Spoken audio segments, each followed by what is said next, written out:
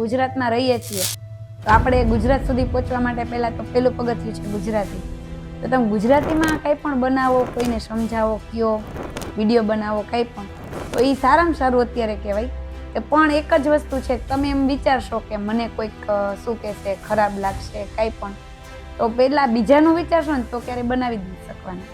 તમે એટલું જ વિચારશો કે આપણા ફેમિલીને કમ્ફર્ટેબલ છે તો કરવાનું છે. કોઈ પણ લેડીઝ, સ્ત્રી એવું વિચારે કે હું કાંઈ ન કરી શકું, પણ સ્ત્રી કરી શકે ને એવું બીજું કોઈ ન કરી શકે.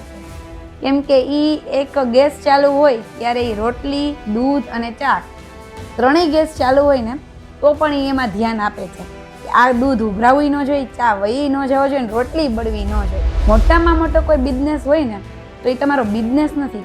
નાના બાળકને મોટું કરવું ને એ એક બહુ મોટું છે.